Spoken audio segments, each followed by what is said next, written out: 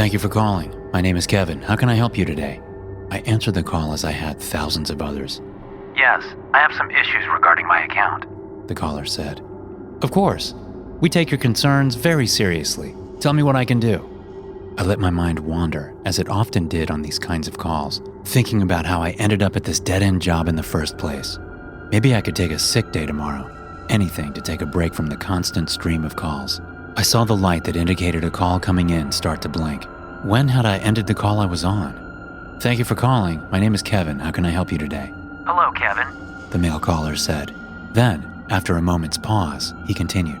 Today is the last day of your life as you know it. Today is the day you burn. The voice sounded like a young man.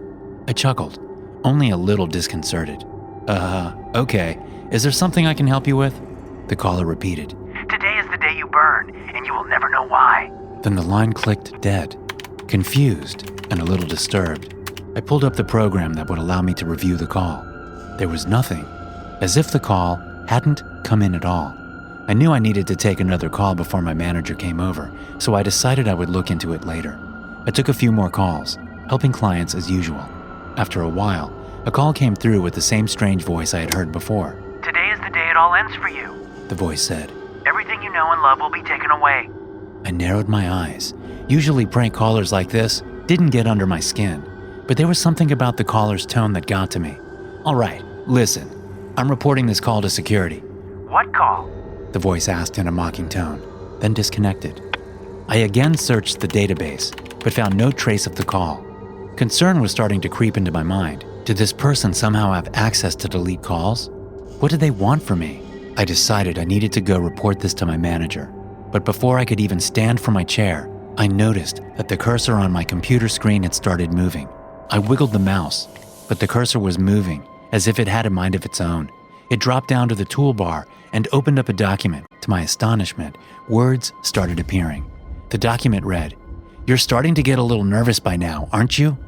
I stood in shock, still staring at the screen, not knowing how to react. A ringing chimed in my headset, causing me to jump. Then another call came through. "Is it you?" I asked, my voice coming out a whisper. Are you starting to get an idea of the kind of control I have over you yet? The now familiar voice said in a tone that almost sounded excited. "What do you want from me?" I asked, my anxiety growing. I told you, I want to watch you burn. Why? What the hell did I ever do to you? Absolutely nothing, the voice said. Then why, damn it? Several people in the cubicles next to me looked over as I raised my voice without meaning to. The man ignored my question, instead saying, Check the drafts folder in your email. I hesitated, not sure if I should obey the voice, but I found that my curiosity got the better of me. I pulled up the email application and saw an indicator that showed I had a single unsent draft. I was confused, not remembering having typed up an email to send anyone. I pulled up the draft to find a long manifesto. My eyes grew wider with every sentence I read. The email, which was signed with my name, rambled on about how unhappy I was with my life and how terribly I felt everyone at work had treated me. It said that I blamed those around me for my unhappiness. It was the last line, however, that caused a sinking dread to fill the pit of my stomach. It read, "I will kill every last one of you." I looked up at the top of the email to see it was addressed to everyone in the company. I jerked my hand trying to move the mouse to delete the email before it could be sent, but the mouse had stopped obeying my command. Not so fast, said the voice on the phone. I still need that. As I watched, the mouse moved and selected the send button. I sat there, frozen for a few minutes, not looking away from the computer. After about 30 seconds, startled yells could be heard from the cubicles around me. Bodies began shuffling away from me. The voice in my ear sounded giddy now. Spoiler alert, they'll also find a duffel bag filled with weapons and ammo in your trunk. The voice was quiet for a moment, but I could still hear the person breathing in my headset. At least tell me why. My voice was calm now. I can't tell you why. The voice said thoughtfully. The truth is, I don't even know why. But don't worry, I'll keep in touch. I'm pretty sure you'll have internet access in prison. It all happened on October 15th, 2019. It was the night before prom when I snuck out of my parents' house to go see my prom date, Kathy. We sat on the sidewalk outside her house and talked for hours. Not a lot of talking from me, though, because I was the shy, conservative type. But Kathy was very social and easygoing. She was doing most of the talking. We held hands and cuddled each other, and later that night, she gave me my first kiss. I'm pretty sure my face turned bright red. I was so nervous. Things were starting to get interesting when my phone interrupted the romance. It was an alarm I had set earlier. I had planned on playing Minecraft online with some friends around 11:30, but I completely forgot. We both knew our teenage romance needed to be put on hold because of how late it was. Kathy snuck back into her room through the balcony. We said goodbye, and then I waited until Kathy got back into her room okay. Aside from being shy and conservative, I was quite the gentleman. I looked at my phone once again to check the time.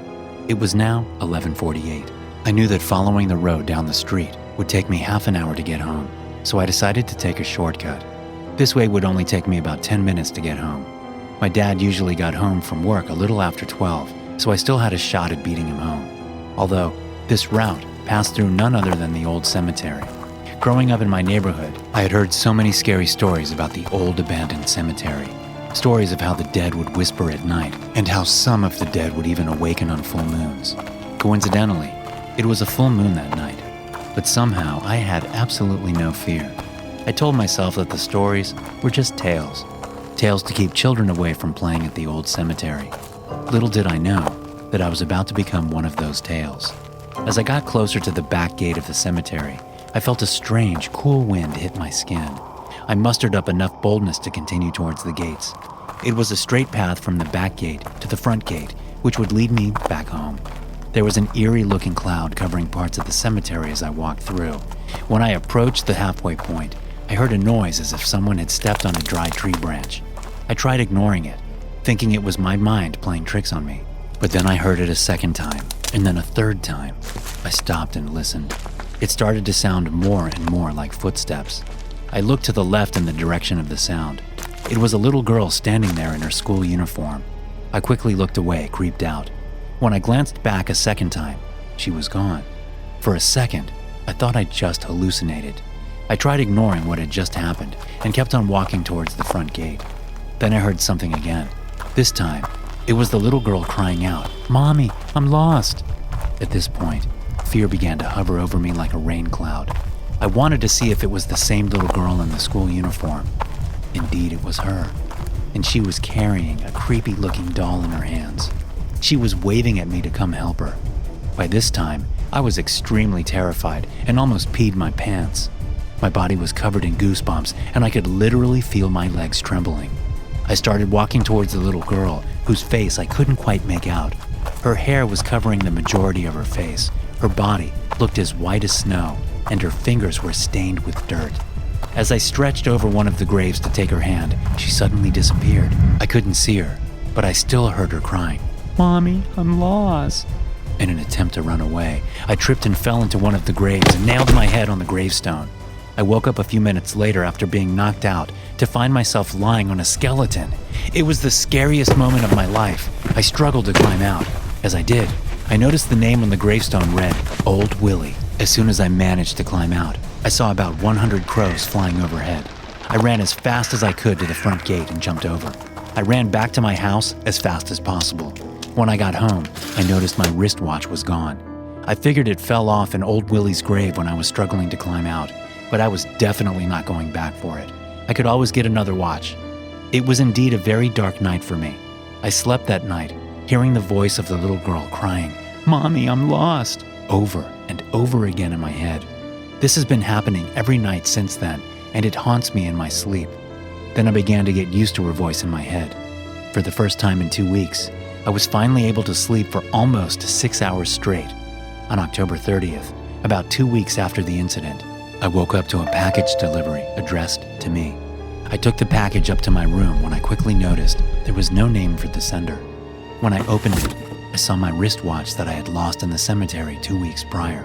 The package came with a crow feather and a little note written in blood. The note read, "From Old Willie." I woke up to the sound of thunder in the distance. I glanced at my alarm clock. The time was 3 a.m. I moved my blinds and pressed my head against the window to look outside. It was dead calm. In the distance, I could see streaks of lightning accompanied by the low rumble of thunder. My phone vibrated on the nightstand next to me. I thought it was strange that someone was messaging me at this hour. I turned the phone over and realized it was a weather notification. It read, "Dangerous and possibly life-threatening storms are approaching. Please move to an interior room of your house. High winds and tornadoes are possible." I've received similar notifications in the past, but most of the time, they turned out to be false alarms. I had lived in Oklahoma my whole life, and bad storms were common. I've had older family members who had experienced tornadoes, but I had never been in one myself. After thinking about the bad weather report, I dismissed it as another false alarm. Who knew that this decision would change the rest of my life? I put my phone down back on the nightstand and pulled the covers back over me. I quickly fell back into a deep sleep. After about an hour, I woke up to a low rumbling sound. At first, I thought it was thunder, but the rumbling didn't fade like thunder. I peeked through my blinds again. The situation outside was much different. The wind was the fastest I had ever seen in any storm before. The trees in my backyard were swaying so much I thought they might snap at any second. The low rumbling sound seemed to be getting louder. I instantly had a really bad feeling about this storm. I continued to look outside to see if the storm was getting worse. To my horror, it was. The wind continued to increase and the trees swayed more and more. I knew this was bad, very bad. I thought maybe I should run to the storm shelter outside my house. I decided against it because I would have to run in the fierce winds. I decided to hope for the best and stay in my house. This was the worst decision of my life. I laid in bed and searched on my phone for any new weather updates. Before I had the time to open any weather reports, a series of alarms started to sound off on my phone. It sounded like an Amber Alert. I quickly glanced at my phone screen. It read, "Strong tornado had been spotted on Doppler radar. Seek shelter immediately." My stomach dropped. The low rumbling noise I heard earlier was getting louder and louder. My mind went back to the storm shelter. So many thoughts were racing through my mind. Should I run outside to my shelter? Or is it too dangerous? I glanced through my blinds again. I couldn't even believe what I was seeing. It looked like a hurricane outside. The wind was howling ferociously. The rumbling noise I heard earlier was loud now. It sounded eerily similar to a freight train. Streaks of lightning filled the violent sky. The lightning lit up the sky so much I could see the ominous storm clouds. As the lightning continued to flash across the sky, I saw something protruding down from the clouds. At first, I thought it was just a wall of rain. Another lightning bolt lit up the sky. I caught another glimpse of the rain cloud and realized the wall of rain was rotating. I thought to myself, this can't be happening. It was a tornado. It was wide, and it was coming right towards my house. The roar was deafening now. It became clear what I needed to do in order to survive. I quickly ran to the front door of my house. The roar now sounded like it was right on top of me. I turned the knob of my front door. Before I was able to pull the door open, the strong winds forced it open and knocked me backwards. I planted my feet, angled myself against the wind, and began my harrowing journey to the outdoor storm shelter. After walking 5 feet outside, the wind was so strong I began to crawl. The force of the rain blinded me. The only senses I could rely on was my hearing and touch. The storm shelter was on the side of my house, so I used the wall as a guide. The roar was so loud now, it began to hurt my ears. I knew I needed to make it inside the safety of my shelter right away, or else I would not survive.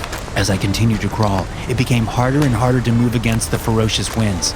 I could finally make out the bright yellow handle of my storm shelter. It was about 10 feet in front of me. I thought to myself, I'm going to make it. My newfound relief was crushed as I felt a suction pulling on my entire body. It felt as if I was an ant getting sucked into a vacuum cleaner. I dug my hands into the ground to secure myself, but it was of no use. The last thing I remembered was being lifted up into the air. Everything went black. I opened my eyes in a daze. The sun was just beginning to come up, and there was not a cloud in the sky. I looked around, and there was complete devastation. Everything was gone. First responders were searching the nearby debris. I figured they didn't notice me, or worse, thought I was dead. I thought maybe I should help in the search. I tried to get up. I realized I couldn't move my legs. I began frantically trying to move them. Nothing happened. I screamed. The first responders rushed over to me, but before they could even reach me, I went into shock. I woke up in a hospital bed. My life forever changed. Thanks for listening. If you enjoy these stories, be sure to subscribe to the podcast and check out some more of my episodes here.